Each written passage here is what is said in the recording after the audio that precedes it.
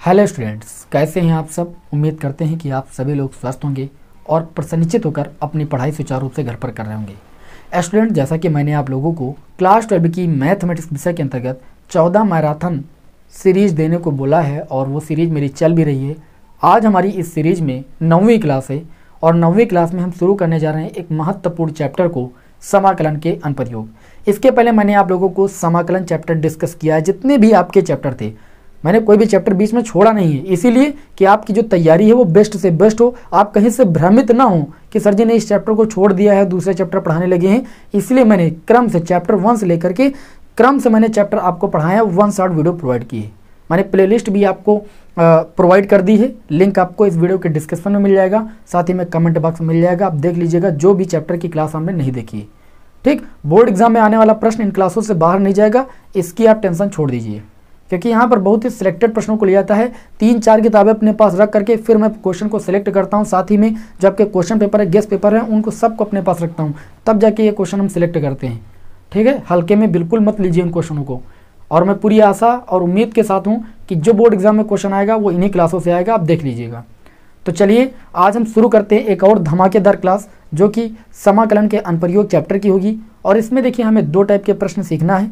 ठीक, दोनों टाइप के प्रश्नों को हम बारी बारी से डिस्कस करेंगे। यहाँ पर आप सभी लोग क्लास में अंत तक बने रहिएगा, क्योंकि आप सभी लोगों का जो सपोर्ट होता है ना, वो हमें मोटिवेशन देता है और मैं आप लोगों के लिए लगातार यहाँ पर खड़ा रहता हूँ और आप लोगों को क्लासें प्रोवाइड करता रहता हूँ। तो चलिए शुरू करते हैं आज की क्लास को बिना समय लॉस किए हुए। सभी विद्यार्थियों से रिक्वेस्ट है कि वीडियो को शेयर कर दें और चैनल पर नए तो सब्सक्राइब जरूर कर ले, ठीक है ना। तो यहाँ पर देखिए, अगर बात करें समाकलन के अनुप्रयोग चैप्टर की, तो समाकलन आप लोगों ने पढ़ा है, उसी का अनुप्रयोग यहाँ पर पढ़ना है। ठीक, तो यहाँ पर देखिए आपको 2 टाइप के प्रश्न सीखने हैं। पहला आपको ये सीखना है साधारण वक्रों के अंतर्गत घिरे भाग का क्षेत्रफल, जिसमें आपको एक वक्र दिया जाएगा और 2 कोटियां दी जाएंगी, यानी लिमिट आपको दी जाएगी, सीमा। तो आप लिखोगे एक वक्र तथा 2 कोटियों के मध्य घिरे भाग का क्षेत्रफल ज्ञात करना। 2 कोटियों के मध्य, समझ लीजिए भाई ध्यान से, मध्य घिरे भाग का क्षेत्रफल, घिरे भाग का क्षेत्रफल। पहला टाइप आपको यह सीखना है और इसके अंतर्गत मैंने बहुत ही टॉप 10 क्वेश्चन लिए हुए हैं। ठीक है, टॉप 10 नहीं है तो टॉप 3 ही 4 ही है, 3-4 क्वेश्चन है, लेकिन इन्हीं क्वेश्चनों में आपको ये पूरा कॉन्सेप्ट क्लियर हो जाएगा। बात करें यहाँ पर जो दूसरा टाइप आता है, उसमें आते हैं 2 वक्रों के अंतर्गत घिरे भाग का क्षेत्रफल, क्योंकि क्वेश्चन बड़े होते हैं ना। 2 वक्रों के अंतर्गत घिरे भाग का क्षेत्रफल, आपको ये 2 टाइप के क्वेश्चन सीखने हैं। तो सबसे पहले हम शुरू करते हैं पहले टाइप को और इसके अंतर्गत एक क्वेश्चन लेते हैं। सारा कॉन्सेप्ट अगर आपको ना क्लियर कर दिया तब कहना आप हमें, ठीक। उसके बाद आपका खुद ही मन लगने लगेगा कि हाँ, क्लास में कोई दम है। समाकलन के अनुप्रयोग की जो एक क्लास है, आप सभी लोगों के लिए बहुत ही बेहतर साबित होगी, देख लीजिएगा। तो चलिए हम शुरू करते हैं। एक वक्र और 2 कोटियों के मध्य घिरे भाग का क्षेत्रफल हम कैसे ज्ञात करते हैं। क्वेश्चन लेते हैं। क्वेश्चन देखिए, आपका वृत्त का हो सकता है, आपका पैराबोला का हो सकता है, दीर्घवृत्त का हो सकता है, अतिपरवलय का हो सकता है। तो एक मैं क्वेश्चन ले रहा हूँ इसमें से क्योंकि इन चारों टाइप के क्वेश्चनों में से एक क्वेश्चन आपके बोर्ड एग्जाम में जरूर होता है। तो सबसे पहला क्वेश्चन हमारा दीर्घवृत्त से है, जो कि थोड़ा सा कठिन पड़ जाता है सभी सवालों में, तो इसी को ले रहे हो। कई बार ये बोर्ड एग्जाम में रिपीट हुआ है। तो पहला प्रश्न मैं आप सभी लोगों के समक्ष भाई ले रहा हूँ और पहला प्रश्न हमारा ये है कि दीर्घवृत्त x² + y² b² = 1 का क्षेत्रफल ज्ञात कीजिए समाकलन के अनुप्रयोग की सहायता से। तो पहला क्वेश्चन हमारा ये कहता है कि जो दीर्घवृत्त का समीकरण सभी विद्यार्थियों को पता है। दीर्घवृत्त समीकरण दिया गया है x² / a² + y² / b² = 1 का हमें क्या निकालना, क्षेत्रफल निकालना है समाकलन के अनुप्रयोग की सहायता से। ये जो दीर्घवृत्त का समीकरण दिया गया है, पहले इसकी सहायता से हम एक दीर्घवृत्त का निर्माण करेंगे। ठीक, तो यहाँ पर चलिए हम दीर्घवृत्त बना देते हैं आप सभी लोगों के समक्ष। बहुत ही ज़्यादा भारी नहीं बनाएंगे, है ना। ये आप सभी लोगों के समक्ष मैंने एक दीर्घवृत्त का निर्माण कर दिया, आप देख पा रहे हो। ठीक, जैसा भी बना है काम इसी से चलाना पड़ेगा, क्योंकि हमारे पास कोई भाई डिजिटल बोर्ड तो है नहीं। आप सभी लोग सपोर्ट करोगे तो कभी डिजिटल बोर्ड भी हो जाएगा। ठीक, तो यहाँ पर देखिए, ये होती है वाई अक्ष की ऋण दिशा, ये वाई अक्ष की धन दिशा, ये एक्स अक्ष की धन दिशा होती है और ये एक्स अक्ष की ऋण दिशा होती है। ये जो मैंने दीर्घवृत्त बनाया है, इस दीर्घवृत्त का समीकरण आपको जो दिया गया इसी पर शो कर दीजिए। x² / a² + y² / b² = 1। ये दीर्घवृत्त का समीकरण है। आप इस समीकरण में देख पा रहे हो कि एक्स अक्ष से जो निर्देशांक कट रहा है वो आपका ए कट रहा है।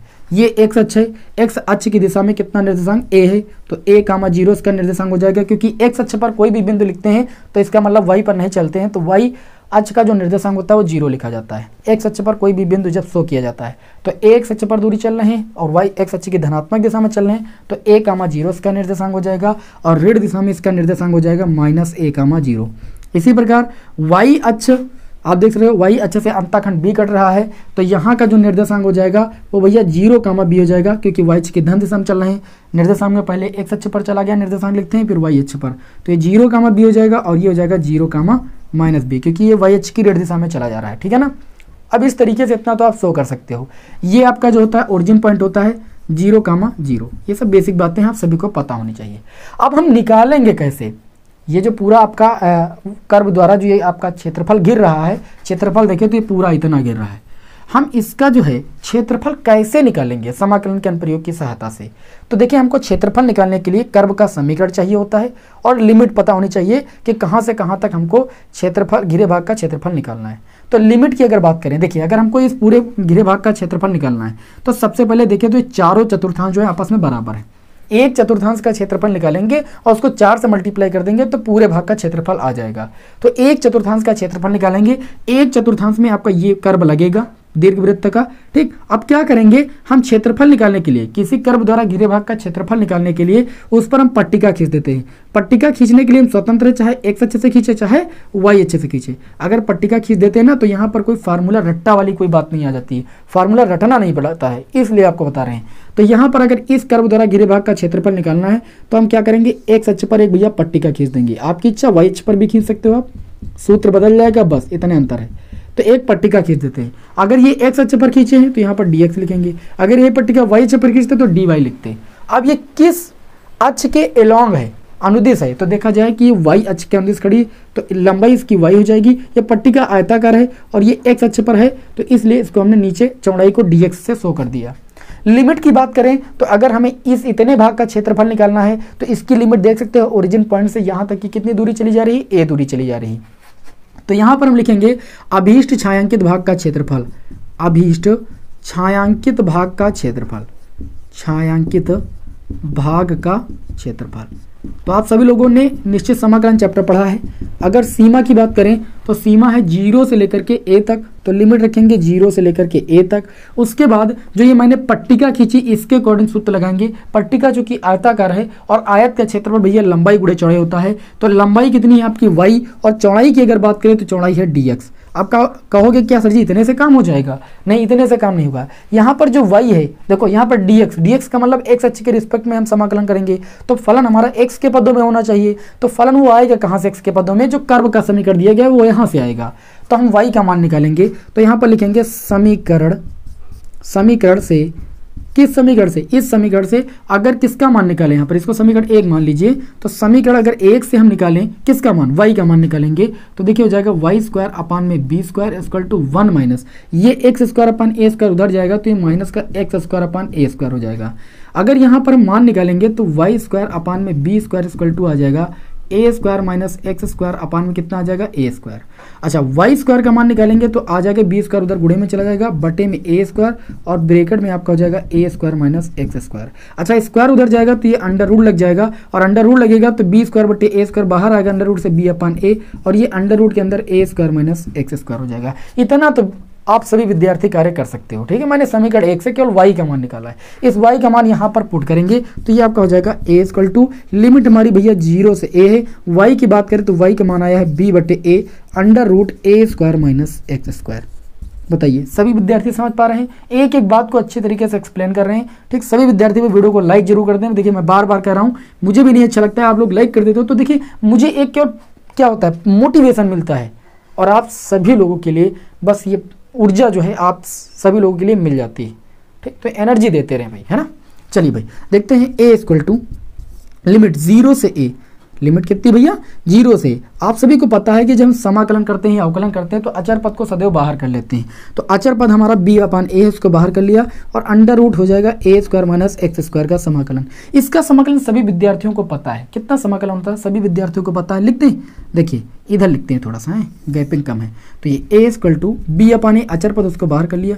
इसका सूत्र सभी को आना चाहिए, सूत्र होता है x/2 under root a² - x² plus a²/2 और होता है साइन इनवर्स x/a और लिमिट कितनी होती है, लिमिट आपके दी गई 0 से a तो वो रख देंगे। इसका ये समाकलन का सूत्र मैंने नोट किया, डायरेक्ट इसका समाकलन इतना होता है। अब इसका समाकलन करके आपको दिखाने की यहाँ जरूरत नहीं है, अच्छे तरीके से आप लोगों ने समाकलन चैप्टर का को पढ़ा हुआ है, उसी का अनुप्रयोग यहाँ पर है। ठीक, समाकलन आपको नहीं करना। आप देखिए आपका कितना हो जाएगा b = b/a।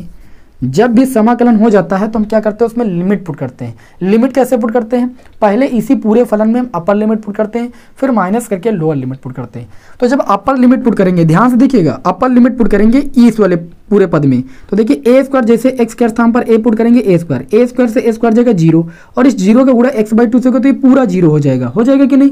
फिर आप इसमें आ जाओगे, इसमें रखोगे, पहले पूरे फलन में अपर लिमिट रखना ना, तो इसमें रखा तो 0 हो गया, इसमें रखेंगे तो देखिए हो जाएगा a²/2 और साइन इनवर्स जैसे x के स्थान पर आप a पुट करोगे, x के स्थान पर जैसे a पुट करोगे तो a से a कैंसिल हो जाएगा और ये साइन इनवर्स 1 बचेगा। और 1 कितने साइन का मान होता है, साइन 90 डिग्री का मान होता है। और साइन 90 डिग्री को कितने लिखते हैं, साइन π/2। तो ये हो जाएगा साइन इनवर्स साइन π/2। और त्रिकोणमिति प्रतिलोम त्रिकोणमिति फलन चैप्टर में पढ़ा है कि साइन इनवर्स साइन थीटा के बराबर होता है। तो यहाँ पर थीटा के स्थान पर हो जाएगा भैया π/2। पहले मैंने अपर लिमिट पूरे फलन में पुट किया तो इतना आया। फिर इसी पूरे फलन में हम लोअर लिमिट पुट करेंगे, तो लोअर लिमिट पुट करेंगे तो देखिए 0, यहाँ पर 0 रखेंगे तो इस पूरे फलन का मान भैया 0 हो जाएगा। फिर यहाँ पर रखेंगे तो देखिए कितना हो जाएगा a² / 2 साइन इनवर्स 0/a और साइन 0/a का मतलब क्या 0, साइन इनवर्स 0 मतलब साइन 0, तो 0 का गुणा हो जाएगा पूरा फलन, ये भी 0 हो जाएगा। और यहाँ पर रखेंगे ये भी 0, मतलब माइनस, जब लोअर लिमिट रखेंगे तो पूरा फलन का मान 0 आ जाएगा। अब पूछने का ना केवल मल्टीप्लाई कर लेना। तो इस तरीके से आपको कितना मिल जाएगा, देखिए भाई ये हो जाएगा a से 1, a आपका कैंसिल हो जाएगा, b × a बचा, तो a × b भी तो लिख सकते हैं, a यहाँ बचा b यहाँ, यानी a b, पाई बचा तो पाई लिख दिया और बटे में कितना बचा 2 दूनी 4। ठीक, या इसको लिख सकते हो πb/4। अब जो ये हमारा देखिए क्षेत्रफल आया है, ये केवल एक भाग का क्षेत्रफल आया है और हमें निकालना था इन चारों भाग का क्षेत्रफल। इन्होंने कहा था ना प्रश्न में कि दीर्घवृत्त इस पूरे का क्षेत्रफल निकालना है, तो एक भाग का क्षेत्रफल आया, मैंने कहा 4 से मल्टीप्लाई कर दीजिए, पूरे दीर्घवृत्त का क्षेत्रफल आ जाएगा। लिखेंगे 9 दीर्घवृत्त का क्षेत्रफल, दीर्घवृत्त का क्षेत्रफल बराबर 4 गुणे एक भाग का क्षेत्रफल कितना आया πab/4। 4 से 4 भैया कैंसिल कर देंगे। इस तरीके से हमें आंसर मिल जाएगा πab, क्योंकि भैया क्षेत्रफल होता है और क्षेत्रफल का मात्रक वर्ग इकाई होता है, तो आंसर में लिखेंगे वर्ग इकाई। क्लियर, बताइए सभी विद्यार्थियों को क्वेश्चन अच्छे तरीके से समझ में आया कि नहीं? बिल्कुल समझ में आया क्या होगा। अब आप इसका स्क्रीनशॉट लीजिए, बहुत ही इंपॉर्टेंट प्रश्न है। ठीक, अब हम बढ़ते हैं नेक्स्ट क्वेश्चन की ओर, क्योंकि समय नहीं लॉस करना है। एक सवाल में भैया समय लगेगा, इसलिए क्लास को अंत तक देखिएगा, तभी आपको कुछ समझ में आएगा। जल्दी से स्क्रीनशॉट लीजिए। आप उम्मीद करता हूं कि सभी विद्यार्थियों ने भाई स्क्रीनशॉट ले लिया है, ले लिया ना। चलिए अब बढ़ते हैं आज की क्लास के अगले महत्वपूर्ण प्रश्न की ओर। ठीक, अभी ये जो हम सीख रहे हैं ये साधारण वक्रों के अंतर्गत क्षेत्रफल सीख रहे हैं, यानी एक वक्र और 2 कोटियों के मध्य घिरे भाग का क्षेत्रफल ज्ञात कर रहे हैं। ठीक, तो ये प्रश्न हमेशा आपके एग्जाम में जब भी आएंगे तो 5 नंबर में ही आएंगे, तो इनको जब सीखोगे तभी सेकंड टाइप आप सीख पाओगे। इसलिए मैं कहता हूँ कि क्लास को भैया लगातार देखा करो। आज की क्लास भी लंबी जाएगी और लाइट भी आप देख सकते हो डाउन है, लेकिन मैं नहीं चाहता हूँ कि आप सभी लोग उदास हो जाएं, क्योंकि आपको लोगों को लगातार क्लास मिल रही। मैं क्लास दूंगा चाहे जैसे दूंगा, चाहे जिस सिचुएशन में, ठीक है ना। हमसे जितना हो पाएगा हम जरूर करेंगे। चलिए आज की क्लास का जो दूसरा प्रश्न है उसको हम देखेंगे। जो दूसरा प्रश्न है बहुत ही गजब का प्रश्न है, पैराबोला पर लिया है मैंने और ये बोर्ड एग्जाम में कई बार आ चुका है। एनसीईआरटी बुक का क्वेश्चन है। इसमें बोला गया कि परवलय y² = 4x, जो परवलय का समीकरण दिया गया है, ध्यान दीजिएगा, दिया गया है परवलय y² = 4ax। इन्होंने कहा कि जो परवलय दिया गया परवलय y² = 4ax का इसकी नाभिलंब जीवा से घिरे क्षेत्र का क्षेत्रफल सिद्ध कीजिए कि 8a² / 3 होगा। ये चीज भैया सिद्ध करनी है सवाल में। कितना सिद्ध करना है? 8a² / 3। नाभिलंब जीवा से घिरे भाग का क्षेत्रफल। तो सबसे पहले जो परवलय का समीकरण दिया गया कक्षा 11 में आप लोगों ने पैराबोला चैप्टर पढ़ा है। ये y square equal to 4ax है, मतलब इसमें जो परवलय का मुख है वो x अक्ष की धन दिशा में खुलेगा। देख सकते हैं यहाँ पर y square equal to 4x, मतलब x अक्ष की धन दिशा में परवलय का मुख खुलेगा। परवलय बनाना जानते होंगे सभी विद्यार्थी भाई, ठीक। चलिए भाई परवलय हम बना देते हैं, x अक्ष की धन दिशा में खुलेगा, ठीक। तो x अक्ष की धन दिशा इधर होती है। ये मैंने आपका परवलय का मुख ओपन कर दिया। अब जो परवलय का समीकरण दिया गया इसको लिख देंगे यहाँ पर y square equal to 4ax दिया गया, लिख देंगे। ये ओरिजिन पॉइंट होता है 0,0, इसको लिख दिया मैंने। क्लियर इतनी बात। अब इन्होंने कहा कि जो नाभिलंब है, नाभिलंब जो नाभि से होकर जाता है, तो यहाँ पर मान लीजिए आपकी नाभि S, ठीक। ये मैंने नाभिलंब खींच दिया, ठीक। अब ये जो नाभिलंब है, नाभिलंब के द्वारा जो भी ये आपका क्षेत्र गिरेगा, ये कर्व और नाभिलंब के द्वारा जो भी ये अभीष्ट क्षेत्रफल गिरेगा, मतलब ये पूरा गिरेगा ना नीचे तक, अभीष्ट भाग का जो क्षेत्रफल है वो आपको निकालना है, इस पूरे भाग का क्षेत्रफल निकालना है। क्लियर इतनी बात। अच्छा, यहाँ पर जो नाभि का समीकरण हो जाएगा, देखिए नाभिलंब का जो समीकरण होता है वो x इक्वल टू a होता है, यानी x अक्ष पर a दूरी चली जाती है, तो ये a,0 इसका निर्देशांक हो जाएगा। अब हमें इस नाभिलंब के द्वारा और इस कर्व के द्वारा जो बीच में हमारी क्षेत्रफल है, जो एरिया है वो जो गिर रही है, इसी भाग का क्षेत्रफल निकालना। सिंपल सी बात है भैया, हम एक भाग का अगर क्षेत्रफल निकाल लें और 2 से मल्टीप्लाई कर दें तो पूरे भाग का क्षेत्रफल आ जाएगा, ठीक। तो यहाँ पर लिखेंगे अभीष्ट छायांकित भाग का क्षेत्रफल, डायरेक्ट लिखेंगे अभीष्ट छायांकित भाग का क्षेत्रफल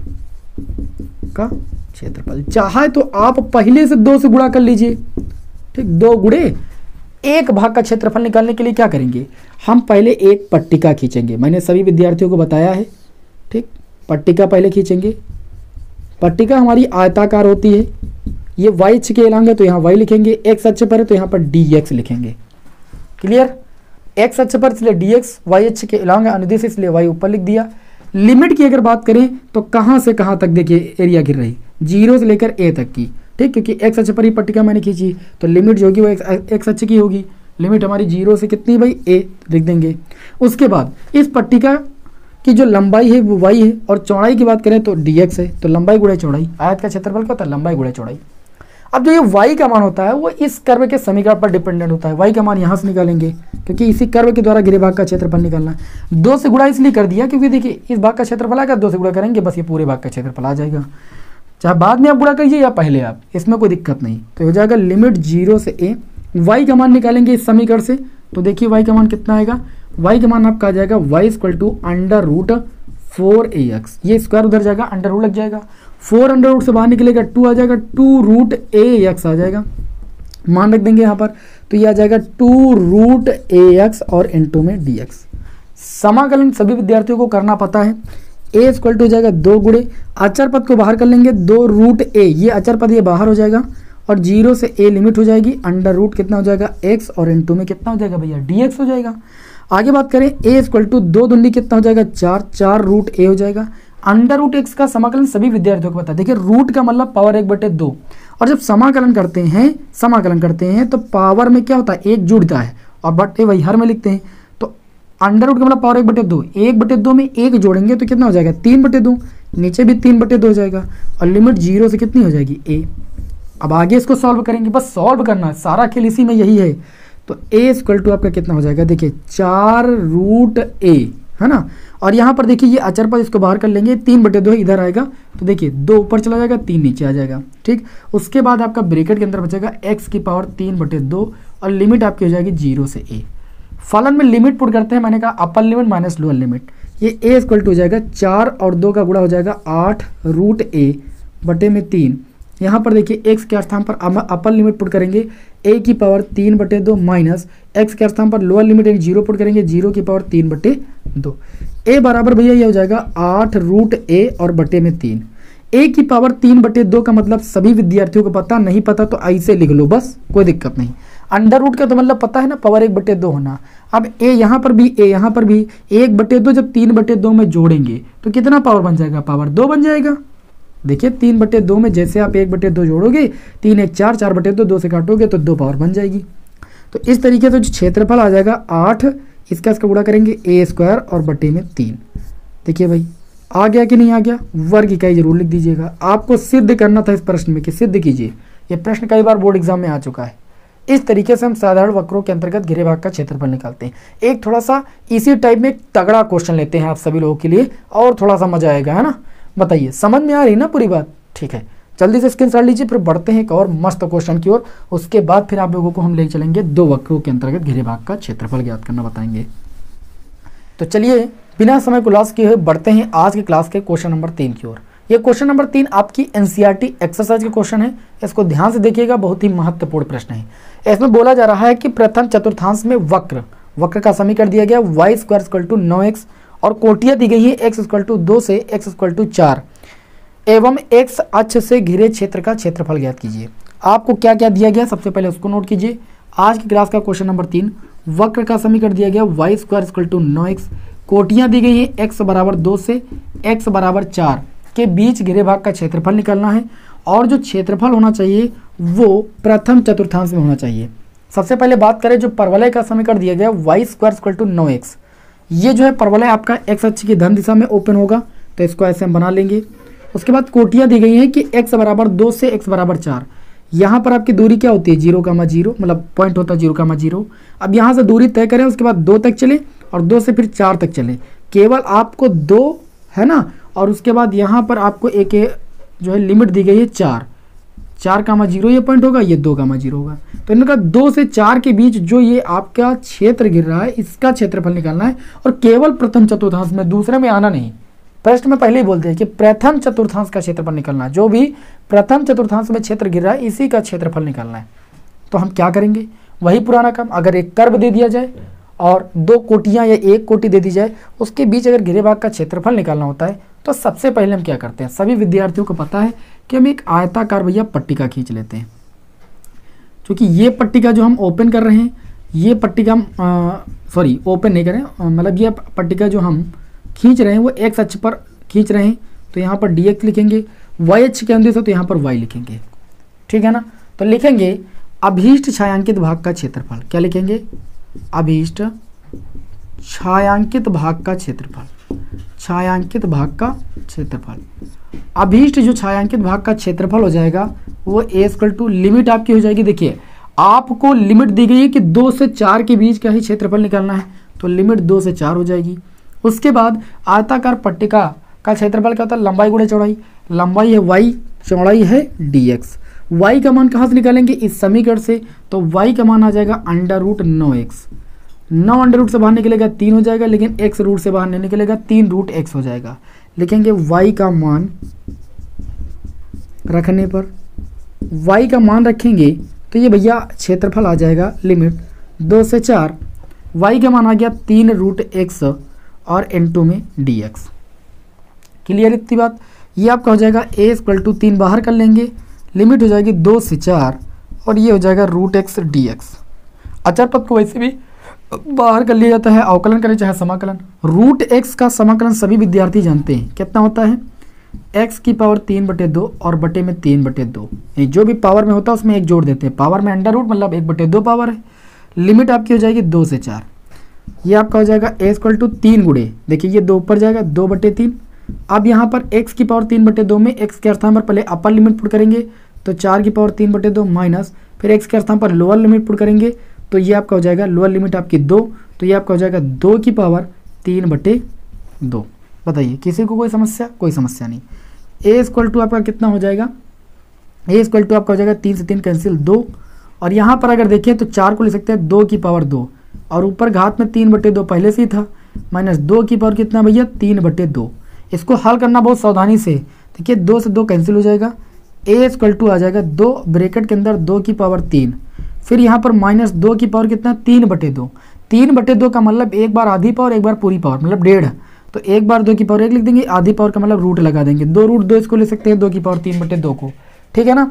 अब अच्छा देखिए यहाँ पर तो हम 2 है, इन दोनों में भैया हम 2 कॉमन ले सकते हैं, तो 2 कॉमन निकाल लेंगे तो ब्रैकेट के अंदर बचेगा 2 का स्क्वायर, यहाँ से 2 कॉमन लिया तो कितना बचा, √2 बचा कि नहीं बचा, जितना हो सके उतना सॉल्व कर लें भाई।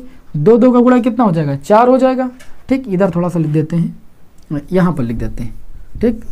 आप बताइए 2 का गुणा 4 हो जाएगा कि नहीं, तो 4 लिख दिया। अच्छा अंदर 2 का स्क्वायर कितना हो जाएगा 4 हो जाएगा, माइनस उसके बाद √2 है तो √2 लिख देंगे। ठीक, चाहे इतना लिख दो वर्ग इकाई और चाहे 4 के अंदर गुणा कर दो। ठीक, यही क्या हो जाएगा, अभीष्ट छायांकित भाग का क्षेत्रफल हो जाएगा। तो आपको कोई कन्फ्यूजन नहीं क्रिएट करना कि यहाँ से हमको यहाँ तक नहीं निकालना है, इसका नहीं निकालना है। बहुत विद्यार्थी तो यहाँ से यहाँ तक निकालने लगते हैं, ये सब तिकड़म करने लगते हैं। ये सब नहीं करना है। कोटियाँ दी गई हैं 2 से 4, तो 2 से 4 के बीच ही घिरे भाग का क्षेत्रफल निकालना है। इंपॉर्टेंट प्रश्न है, इसको टिक कीजिए, जल्दी स्क्रीनशॉट लीजिए, फिर बढ़ते हैं नेक्स्ट क्वेश्चन की ओर। तो उम्मीद करता हूँ कि आप सभी लोगों ने भाई इस प्रश्न का स्क्रीनशॉट ले लिया होगा। अब हम बढ़ेंगे 2 वक्रों के अंतर्गत घिरे भाग का क्षेत्रफल ज्ञात करना सीखेंगे। ठीक है ना। अब जो 2 वक्रों के अंतर्गत घिरे भाग का क्षेत्रफल वो कैसे निकाला जाता है, उसमें कोई नया रूल नहीं है। अगर ये सीख गए हो तो वो भी सीख जाओगे। थोड़ा सा हार्ड हो जाता है, ज़्यादा हार्ड भी नहीं करने देंगे आपको हम, परेशान मत होइएगा। कॉन्सेप्ट इतना अच्छा क्लियर कर देंगे कि क्वेश्चन कोई भी आप लगा ले जाओगे। ठीक, तो अगली हेडिंग आप डाल सकते हो 2 वक्रों के अंतर्गत घिरे भाग का क्षेत्रफल। 2 वक्रों के अंतर्गत घिरे भाग का क्षेत्रफल। किसका भाई, घिरे भाग का क्षेत्रफल। 2 वक्रों के अंतर्गत घिरे भाग का क्षेत्रफल कैसे निकाला जाता है। सबसे पहले 2 वक्रों का समीकरण दिया जाएगा, उनको लिखिए। उन दोनों समीकरणों को हल करके उन दोनों के पहले प्रतिच्छेद बिंदु ज्ञात कीजिए। फिर जब आप प्रतिच्छेद बिंदु ज्ञात कर लोगे तो फिर जैसे मैंने आप लोगों को बताया है वक्रों का क्षेत्रफल निकालना, वक्रों का क्षेत्रफल निकाल लीजिएगा। जैसे अभी मैंने बताया साधारण वक्रों के अंतर्गत घिरे भाग का क्षेत्रफल। फिर दोनों वक्रों के क्षेत्रफलों का अंतर निकाल लेना, बस आपको अभीष्ट छायांकित भाग का क्षेत्रफल पता चल जाएगा। पहला स्टेप, दोनों वक्रों के समीकरण को लिखिए। दूसरा स्टेप, प्रतिच्छेद बिंदु निकालिए, इंटरसेक्शन पॉइंट निकालिए। और तीसरे में आपको क्या करना, दोनों के अलग अलग क्षेत्रफल निकाल के उनका अंतर कर देना है, बस अभीष्ट छायांकित भाग का क्षेत्रफल आ जाएगा। ये होता है तरीका 2 वक्रों के अंतर्गत घिरे भाग का क्षेत्रफल ज्ञात करने में। ठीक है ना। चलिए बढ़ते हैं आज के क्लास के महत्वपूर्ण प्रश्न की ओर, जो कि बोर्ड एग्जाम में रिकॉर्ड तोड़ चुका है, कितनी बार आ चुका है। देखिए अपनी स्क्रीन पर, यह है कि सिद्ध कीजिए कि परवलयों 2 परवलय का समीकरण दिया गया y² = 4ax और दिया गया है x² = 4ay के बीच का जो क्षेत्रफल है वो आपका 16a² / 3 है। ये आपको सिद्ध करना है। पहले यहाँ पर अभी फिगर बनाएंगे। ठीक, फिगर से ही आपको पूरी बात समझ में आएगी, बिना फिगर के कहाँ समझ में आ जाएगा, या तो रट्टा मारो, समझ रहे हो ना। तो यहाँ पर एक वक्र का समीकरण दिया गया है, आज की क्लास का क्वेश्चन नंबर 4 है। ठीक, एक वक्र या परवलय का समीकरण दिया गया y² = कितना दिया गया है 4ax तथा y² = 4ax तथा x² = कितना दिया गया 4ay। इस तरीके से 2 परवलयों का समीकरण दिया गया। अगर x² = 4ax का परवलय हम बनाएंगे, x अक्ष की धन दिशा में बनेगा, तो हम ऐसे ये परवलय बना दिए और इस परवलय का समीकरण लिख देंगे y² = 4ax। x अक्ष की धन दिशा में मैंने परवलय खींच दिया। और जो दूसरा है x² = 4ay, मतलब y अक्ष की धन दिशा में ये परवलय बनेगा। तो y अक्ष की धन दिशा में परवलय हम ऐसे बना देंगे और इस परवलय का समीकरण लिख देंगे x² = 4ay। बात समझ में कि नहीं। और इसको लिख देंगे 0,0, ये ओरिजिन पॉइंट है। अब जो ये दोनों परवलय एक दूसरे को काट रहे हैं, देख सकते हो 2 बिंदुओं पर। ठीक, एक तो साक्षात दिखाई पड़ रहा है 0,0 पर काट रहा है, लेकिन वो भी आपको इंटरसेक्शन पॉइंट निकाल के दिखाना पड़ेगा। और दूसरा पॉइंट यहाँ पर है। ठीक, ये दोनों पॉइंट जब तक आप नहीं निकालोगे तब तक इनके द्वारा जो अभीष्ट छायांकित क्षेत्र है इसका क्षेत्रफल आप नहीं निकाल सकते हो। ठीक, तो मैंने कहा सबसे पहले आप क्या कीजिए, दोनों समीकरणों को हल कीजिए। हल करना आप सभी लोग सीख चुके हो छोटी क्लासों में। जैसे हम यहाँ पर क्या करें, समीकरण 2 का वर्ग करते हैं। समीकरण 2 का वर्ग करने पर, क्यों कर रहे हैं अभी आपको बता रहे हैं। वर्ग करने पर, वर्ग भैया करेंगे तो ये x⁴ हो जाएगा और ये 4 का स्क्वायर 16 हो जाएगा, a का स्क्वायर a² और ये हो जाएगा y²। का मान समीकरण 1 से रख देंगे। y² का मान समीकरण 1 से क्या करने पर भाई, रखने पर। y² का मान समीकरण 1 से रख देंगे तो ये हो जाएगा x⁴ = 16a²। y² का मान 4ax है, रख दिया मैंने 4ax। फिर मैंने क्या किया, इसको इधर ले आए तो x⁴ ये इधर आएगा तो देखिए 16 चौको हो जाएगा 64 और a³ और x हो जाएगा बराबर 0। सब इधर ले आए हम, दोनों में कॉमन ले लेंगे, x बच जाएगा x³ माइनस का 64 a³ बच जाएगा बराबर 0। अब जब x को 0 के बराबर दिखाएंगे तो x का मान 0 आएगा और जब एक्स क्यूब माइनस 64 ए क्यूब को 0 के बराबर दिखाएंगे तो एक्स क्यूब बराबर ही हो जाएगा 64 ए क्यूब, ये उधर गया प्लस का, यानी एक्स का मान कितना आ जाएगा 4a। कितना आ जाएगा एक्स बराबर 4a। कोई जरूरत नहीं यही दोनों बिंदु होंगे। जब एक्स बराबर 0 रखें, जब एक्स बराबर 0 तो समीकरण में रखिए एक्स के स्थान पर 0 तो वाई बराबर भी आपको 0 मिलेगा। मतलब पहला बिंदु मिल जाएगा 0,0। दूसरा एक्स का मान आया 4a। जब एक्स बराबर 4a आप किसी समीकरण में रखिए यहाँ पर रख दीजिए 4a का मल्टीप्लाई कितना हो जाएगा 16a², इधर अंडर रूट लगेगा यानी 4a मिलेगा, यानी y का मान भी हमें 4a मिलेगा। बिंदु हो जाएगा 4a, एक बिंदु मिला 0,0 जो कि ये होगा, फिर दूसरा बिंदु मिला 4a, जो कि ये वाला बिंदु होगा। तो पता ही चल रहा है 4a, मतलब x अक्ष से जो दूरी चली जा रही है वो 4a, चली जा रही है, y अक्ष से जो दूरी चली जा रही है वो 0,4a चली जा रही है। ये इनका कहने का मतलब। अब इन्होंने कहा इस अभीष्ट छायांकित भाग का क्षेत्रफल निकालें। लिमिट पता चल चुकी है। मैंने क्या कहा कि आपको अलग अलग, जैसे आपने भी निकाला है साधारण वक्रों के अंतर्गत घिरे भाग का क्षेत्रफल, निकालोगे दोनों का अलग अलग, क्योंकि 2 वक्र हैं, फिर दोनों का अंतर ज्ञात करोगे। तो एक ही साथ हमें यहाँ पर प्रक्रिया करनी है, सारी चीज़ें अलग अलग तो मैंने बता ही दिया, लेकिन एक ही साथ करना है। अतः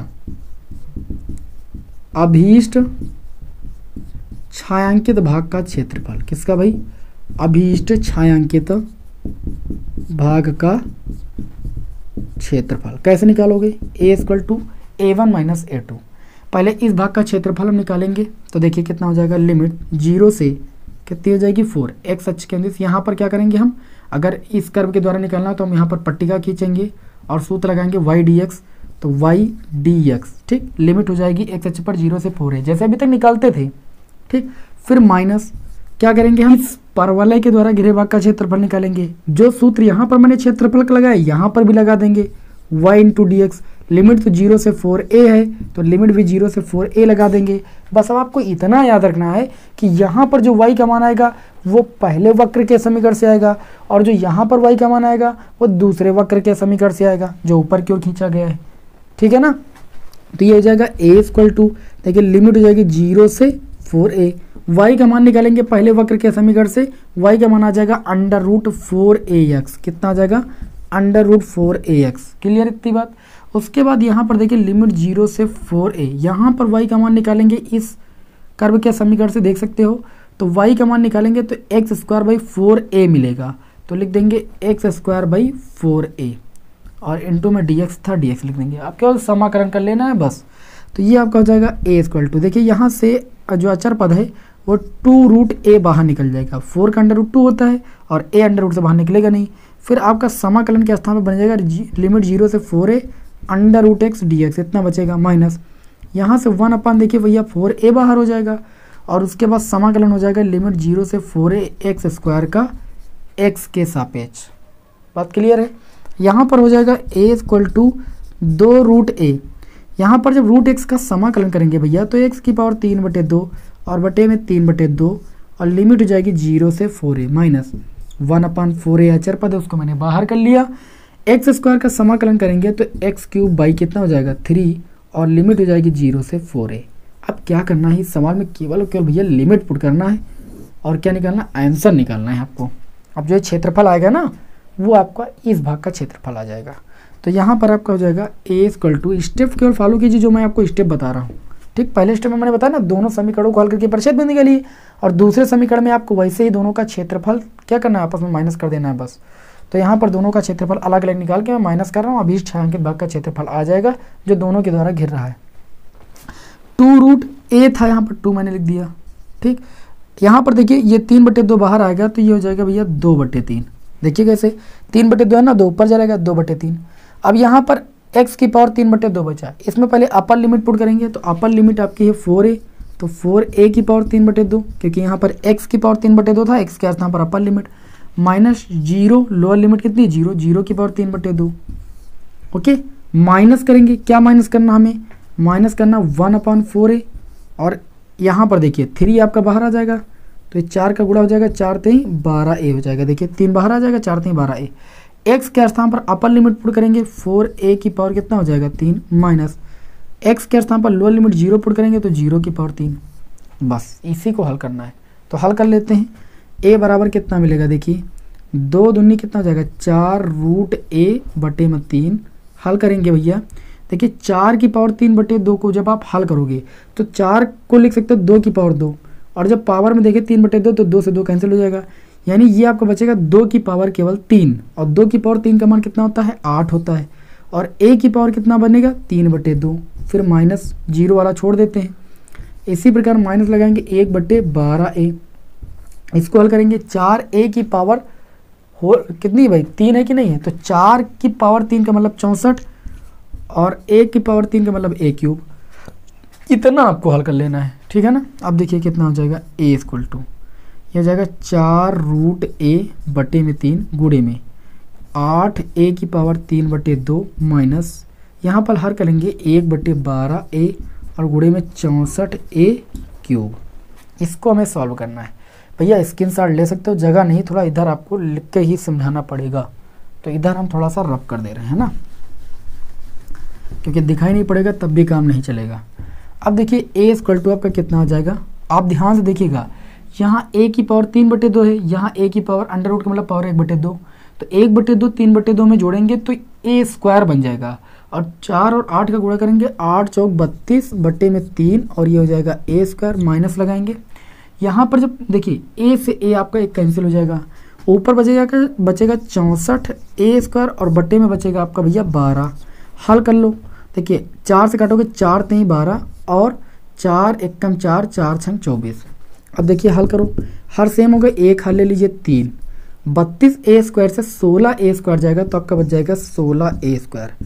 यही अभीष्ट छायांकित भाग का क्षेत्रफल है दोनों परवलयों द्वारा, और आपको यही चीज़ प्रश्न में सिद्ध भी करनी थी, जो कि आपके भैया बहुत ही सिंपल तरीके से सिद्ध हो चुकी है। मैंने कहा कि जब भी आपको 2 वक्रों के अंतर्गत घिरे भाग का क्षेत्रफल निकालना हो, पहले आप दोनों को हल करके लिमिट निकालिए, ठीक है ना, प्रच्छेद बिंदु जिसको इंटरसेक्शन पॉइंट बोलते हो। सेकेंड स्टेप में दोनों वक्रों के द्वारा अलग अलग क्षेत्रफल निकालने के पश्चात उनका अंतर ज्ञात कर लीजिए, आपको उनके द्वारा घिरे अभीष्ट छायांकित भाग का क्षेत्रफल मिल जाएगा। मैंने उसी स्टेप को फॉलो किया है, बाकी मैंने किसी स्टेप को नहीं फॉलो किया है। हमेशा याद रखिएगा, जब 2 वक्र दिए जाए तो इन्हीं स्टेप को फॉलो करना है। चलिए एक क्वेश्चन आप सभी लोगों के समक्ष और लेते हैं अभी, बहुत ही तगड़ा प्रश्न, इसका स्क्रीनशॉट लीजिए, फिर बढ़ते हैं नेक्स्ट क्वेश्चन की ओर। तो चलिए भाई बढ़ते हैं अगले क्वेश्चन की ओर, है ना। देखिए आपको स्टेप याद रखना है, जो भी मैंने स्टेप बताया है 2 वक्रों के अंतर्गत घिरे भाग का क्षेत्रफल, बस यही स्टेप आपको फॉलो करना है, आपका प्रत्येक क्वेश्चन भैया लग जाएगा, देख लीजिएगा। और यहाँ पर वही प्रश्न मैं उठा भी रहा हूँ जो कि आपके बोर्ड एग्जाम में पूछे गए हैं, उन्हीं स्टेप को फॉलो भी कर रहा हूँ, आपके सामने आंसर भी आएगा, अभी आप देखिएगा एक सवाल को और, ठीक है ना। बाकी समाकलन के अनुप्रयोग चैप्टर में ज़्यादा कुछ नहीं है, ठीक, तो ज़्यादा बड़ी क्लास भी नहीं हो पाएगी, क्योंकि ज़्यादा कुछ है ही नहीं, 2 टॉपिक पढ़ने थे, अच्छे तरीके से पढ़ लेंगे बस। अगला क्वेश्चन देखिए, मोस्ट इंपॉर्टेंट क्वेश्चन 2019-2021 में पूछा गया है कि वक्र y equal to x square, एक वक्र का समीकरण दिया गया है y equal to x square. ये आज के क्लास का हमारा क्वेश्चन नंबर शायद 5 होगा। और एक रेखा का समीकरण दिया गया है, तथा रेखा का समीकरण दिया गया है, रेखा y इक्वल टू एक्स, ठीक, से घिरे भाग का क्षेत्रफल ज्ञात कीजिए। अच्छा, y इक्वल टू अगर एक्स स्क्वायर दिया गया है, y equal to x square दिया गया, मतलब x square equal to 4ay परवलय के रूप का है, yh की धन दिशा में एक परवलय बनेगा, तो yh की धन दिशा में हम एक परवलय पहले खींच लेंगे। आप ही सोचिए, ये x square equal to 4ay के रूप का लिखा कि नहीं, तो जब परवलय का समीकरण x square equal to 4ay होता है तो परवलय का मुख yh की धन दिशा में खुलता है, यानी इस परवलय का समीकरण दिया गया y square equal to x square. एक रेखा दी गई है y इक्वल टू एक्स दी गई है, y इक्वल टू एक्स दी गई है, तो बिंदु जब तक नहीं निकाल पाएंगे तब तक हम ये नहीं जाएंगे कि ये रेखा इस वक्र को काटती किन किन बिंदुओं पर है। तो सबसे पहले लिखेंगे समीकरण 1 व 2 से। मैंने पहले स्टेप में आपको ये बताया कि दोनों समीकरणों को क्या करना, हल करना है। तो y बराबर एक्स दिया गया, इस समीकरण में रखेंगे, यहाँ पर लिखेंगे समीकरण 1 व 2 से y के स्थान पर x रख देंगे, तो x बराबर एक्स स्क्वायर, x इधर लाएंगे, x माइनस एक्स स्क्वायर बराबर 0, x कॉमन लेंगे, आपका कितना बचेगा बताइए, 1 माइनस एक्स ब्रैकेट के अंदर बराबर 0। अब बताइए, एक बार जब x बराबर 0 दिखाएंगे और एक बार 1 माइनस एक्स बराबर 0 दिखाएंगे तो x बराबर 1 आएगा, ठीक। इस तरीके से x के 2 मान मिल गए। जब x बराबर 0 रखेंगे समीकरण में, जब x बराबर 0 इस समीकरण में रखेंगे तो y बराबर भी 0 आएगा, मतलब एक बिंदु आपका हो जाएगा 0, 0। और जब हम लिखेंगे x बराबर भैया 1, x का दूसरा मान 1 भी तो आया है, जब x बराबर 1 रखेंगे तो y का मान भी 1 आएगा, मतलब दूसरा बिंदु हो जाएगा 1,1। 1,1 का मतलब x अक्ष पर भी 1 चले, y अक्ष पर भी 1 चले, तो ये पॉइंट मान लेते हैं 1,1 है। दूसरा पॉइंट आपका ओरिजिन पॉइंट है 0,0, तो 0,0 यहाँ पर है। इन दो बिंदुओं से होकर ये रेखा जाती है, ऐसा ही तो बताया गया है कि जो ये रेखा है वो इन दो बिंदुओं से होकर जाती है, ठीक है ना। अब आपको क्या निकालना है कि इस रेखा के द्वारा और इस परवलय के द्वारा जो ये छायांकित भाग है इसका क्षेत्रफल निकालना है। तो क्या कीजिए, आप यहाँ से आप एक लंब खींच दीजिए। ये दूरी आपकी x अक्ष पर भी a ही चली गई है, मतलब 1 ही चली गई, तो ये 1,0 हो जाएगा। इधर y अक्ष से भी 1 चली गई, मतलब ये पॉइंट आपका 0,1 हो जाएगा, तभी ये 1,1 बना है। इतनी बात समझ पा रहे हो ना। अच्छा, इस छायांकित भाग का अगर क्षेत्रफल निकालना, तो मैंने कहा कि आप सब कुछ भूल जाओ, पहले स्टेप में दोनों समीकरणों को हल करो, उनके इंटरसेक्शन पॉइंट ज्ञात करो, फिर आपको दोनों वक्रों के द्वारा घिरे भाग का क्षेत्रफल निकाल के माइनस कर देना है, अंतर कर देना है, क्योंकि ये दोनों के द्वारा गिर रहा है क्षेत्रफल, तो इसका क्षेत्रफल निकालना है। तो यहाँ पर केवल और केवल कुछ ना कीजिए, आंखें मूंद के लिखिए, अगर कुछ ना समझ में आए, अभीष्ट छायांकित भाग का क्षेत्रफल, अभीष्ट छायांकित भाग का क्षेत्रफल। अगर ये दोनों एक दूसरे को प्रच्छेद कर रहे हैं तो अभीष्ट छायांकित भाग का क्षेत्रफल देखिए क्या हो जाएगा। लिमिट की बात करें तो 0 से 1 हो जाएगी लिमिट आपकी, 0 से 1 इधर भी और x अक्ष पर भी y अक्ष पर भी। उसके बाद हम क्या करेंगे, पहले परवलय का समीकरण लिखेंगे, y1 dx लिख सकते हो या y dx, फिर घटाएंगे लिमिट 0 से 1 जो दूसरी रेखा का समीकरण उसके लिए y dx, सूत्र तो जानते हो ना, लंबाई गुणे चौड़ाई, पट्टिका खींचोगे तो ये आपका हो जाएगा लिमिट 0 to 1। अब यहाँ पर एक y का मान जो है वो एक कर्व का है, दूसरे y का मान दूसरे कर्व से लेना है आपको। तो यहाँ पर देखिए, आप अगर रखोगे y का मान तो कितना आएगा बताइए, एक्स स्क्वायर आएगा कि नहीं आएगा, तो एक्स स्क्वायर लिख लेंगे और dx लिख देंगे माइनस लिमिट 0 से 1। दूसरा दिया गया है आपको, हालांकि घटाते हमेशा दूसरे से पहले को है, तो यहाँ से हम पहले से दूसरे को घटा देंगे, कोई दिक्कत वाली बात नहीं है, ठीक है ना। फिर y, यहाँ पर y का मान लिख लेंगे, एक बार ले चुके हम, कितना ले चुके, एक्स स्क्वायर ले चुके हैं। अब ये दूसरे y का मान यहाँ से ले लेंगे, x dx, समाकलन कर देंगे, एक्स स्क्वायर का समाकलन हो जाएगा x³ 3, लिमिट भैया 0 से 1 हो जाएगी, माइनस x का समाकलन करेंगे तो ये x² 2 हो जाएगा, लिमिट 0 से 1। ठीक, देखिए 1/3 बाहर हो जाएगा, x³ के स्थान पर अपर लिमिट रखेंगे यानी 1/3 माइनस x³ के स्थान पर लोअर लिमिट रखेंगे यानी 0/3 माइनस, यहाँ से 1/2 बाहर हो जाएगा, x के स्थान पर अपर लिमिट रखेंगे यानी 1/2 माइनस x के स्थान पर लोअर लिमिट रखेंगे 0/2। हल करेंगे 1/3 माइनस 1/2, यही तो आएगा। हल कर लेते हैं, देखिए 2 1 कम 2 और 3 1 कम 3 और बटे में 3 दूनी 6 आएगा, माइनस 1/6, लेकिन क्षेत्रफल कभी ऋणात्मक नहीं होता है, इसलिए प्लस का 1/6 वर्ग इकाई लिखेंगे।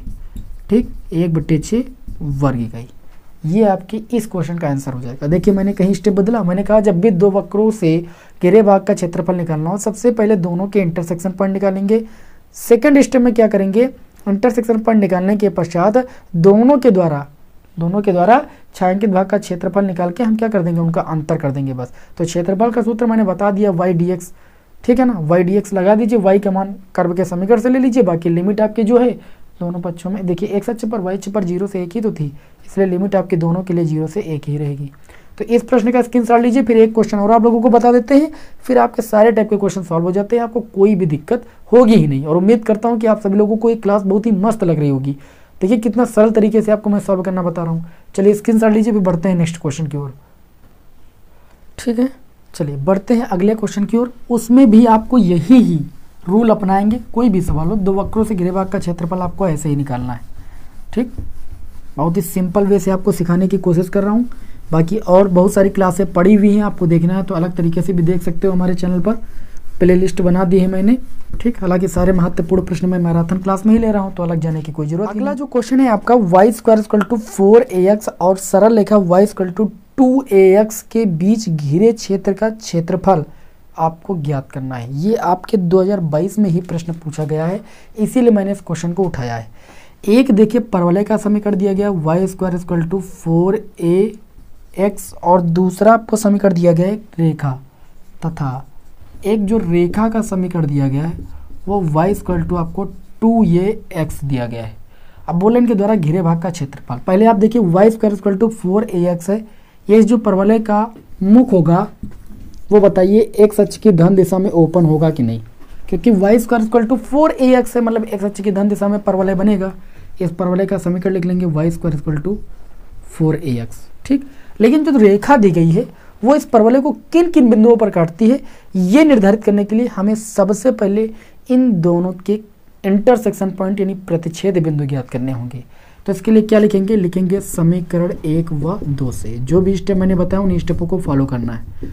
तो समीकरण 1 में आपको दिया गया Y square equal to 4x, समीकरण 2 में दिया गया वाई इक्वल टू 2ax। ये मान उठा के समीकरण 1 में रख देंगे, लिखेंगे y का मान समीकरण 1 में क्या करने पर भाई, रखने पर। समीकरण 1 वाई स्क्वायर, वाई का मान आया 2ax, तो 2ax रख देंगे, इसका स्क्वायर कर देंगे बराबर 4ax। कितना रख देंगे भैया, 4ax। 2 का स्क्वायर करेंगे 4 हो जाएगा, a स्क्वायर एक्स स्क्वायर, इस 4ax को इधर लाएंगे तो माइनस का 4ax हो जाएगा, बराबर कितना हो जाएगा 0। इन दोनों में भैया हम 4ax कॉमन ले सकते हैं, तो 4ax कॉमन ले लेंगे तो यहाँ पर देखिए आपका कितना बचेगा, 4ax दोनों में कॉमन मिल जाएगा, तो 4ax यहाँ पर केवल ax बचेगा, बचेगा कि नहीं। अब बात करें यहाँ पर -1 बचेगा बराबर 0। जब 4ax को 0 के बराबर दिखाएंगे तो x बराबर 0 आएगा, और जब दूसरे ब्रैकेट ax माइनस 1 को 0 के बराबर दिखाएंगे तो x बराबर 1/a आएगा।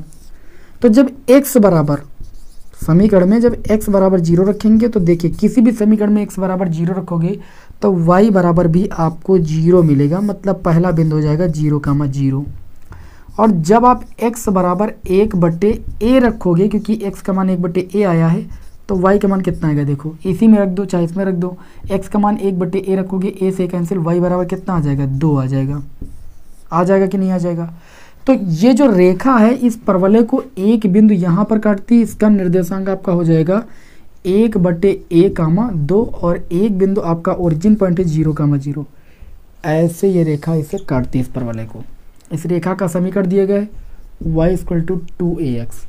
अब जो ये आपका छायांकित भाग है इन दोनों के द्वारा घिरा भाग, इसका क्षेत्रफल निकालना। मैंने कहा कि क्षेत्रफल निकालने के लिए दोनों के द्वारा, वक्र होता या रेखा है कुछ भी, दोनों के द्वारा घिरे भाग का क्षेत्रफल निकालेंगे, उसके बाद आपस में उनका अंतर ज्ञात कर लेंगे, बस छायांकित भाग का क्षेत्रफल आ जाएगा। लिखेंगे अभीष्ट छायांकित भाग का क्षेत्रफल a इक्वल टू, देखिए समाकलन करेंगे। देखिए सबसे पहले क्या करेंगे, इस कर्व के द्वारा घिरे भाग का क्षेत्रफल निकालेंगे। तो सूत्र लगाएंगे y dx, लिमिट कितनी भाई 0 से 1/a x अक्ष पर, फिर माइनस, देखिए हम इस कर्व के द्वारा जो घिरे भाग का क्षेत्रफल वो मैंने प्राप्त कर लिया इतने में। अगर इतने क्षेत्रफल से हम इस त्रिभुज का क्षेत्रफल ये वाला अगर माइनस कर दें तो ये भाग का क्षेत्रफल आ जाएगा, ठीक है ना। तो यहाँ पर हम क्या करेंगे, बाकी आप वो भी सूत्र लगा सकते हो y dx वाला भी, लिमिट आपको बदलनी पड़ेगी बस। तो इससे अच्छा है कि चुप पे त्रिभुज का क्षेत्रफल लगा दो 1/2, आधार कितना है 1/a, और ऊंचाई की बात करें तो ऊंचाई y अक्ष में कितनी दूरी चली जा रही है 2, y अक्ष पर 2, x अक्ष पर 1/a, तो मैंने 1/2 आधार गुणे ऊंचाई लगा दिया। ये ज़्यादा सिंपल पड़ जाएगा इसलिए कर दिया। बाकी जो मैं बता रहा हूँ वैसा भी आप कर सकते हो, एक वक्र के समीकरण से दूसरे वक्र के समीकरण को घटा दो, लेकिन दूसरा वक्र नहीं ये रेखा है तो कोई बात नहीं, रेखा का समीकरण रख देना, लिमिट आपको चेंज करनी पड़ेगी बस। अब ये y का मान यहाँ से निकालेंगे पहले वक्र के समीकरण से, कितना आएगा √4ax आएगा, लिमिट 0 से कितनी हो जाएगी 1/a dx, माइनस 2 से 2 कैंसिल हो जाएगा, 1/a बचेगा आपका। ये a इक्वल टू, देखिए इसमें से अचर पद बाहर कर लेंगे, अचर पद है √4a, √4a का मतलब 2√a, 4 का √2 होता है, √a बाहर से निकलेगा नहीं। अब फिर बचेगा √x और dx बचेगा, और लिमिट हो जाएगी 0 से 1/a minus 1/a। a equal to हो जाएगा 2√a, यहाँ पर √x का जब समाकलन करेंगे तो x की पावर 3/2 और बटे में 3/2, लिमिट 0 से 1/a माइनस 1/a। इसको हल करेंगे तो हो जाएगा 2√a और 3/2 बाहर आएगा तो 2 ऊपर चला जाएगा 2/3, x के स्थान पर अपर लिमिट 1/a की पावर 3/2 माइनस x के स्थान पर लोअर लिमिट 0 की पावर 3/2 माइनस 1/a। इसको थोड़ा आगे और हल कर लेंगे, बस थोड़ा धुंधला दिखाई पड़ रहा होगा मैं मानता हूँ, क्योंकि मार्कर में स्याही भी थोड़ा कम हो रही है। आप लोग अपनी जो क्वालिटी है थोड़ा सा बढ़ा लीजिए।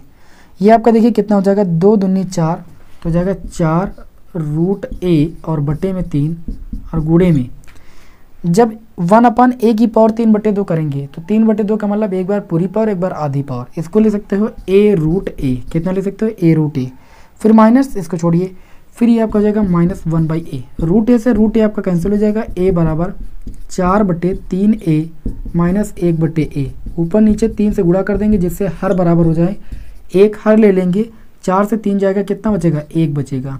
और ये क्षेत्रफल है, क्षेत्रफल किस में आता है, वर्ग इकाई में आता है।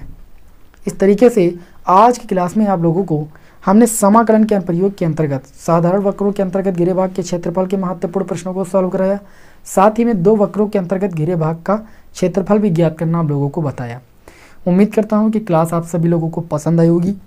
क्लास पसंद आई तो क्लास को लाइक कीजिए, चैनल पर नए तो सब्सक्राइब कीजिए, क्योंकि बोर्ड एग्जाम की बेस्ट तैयारी आप सभी लोगों को इस यूट्यूब चैनल के माध्यम से कराई जाती है। तो चैनल को जरूर सब्सक्राइब कीजिएगा, जिससे आगे की क्लासों का नोटिफिकेशन आपको मिलता रहे। आपको मिलते हैं नेक्स्ट वीडियो में नेक्स्ट चैप्टर के साथ। जय हिंद, वंदे मातरम।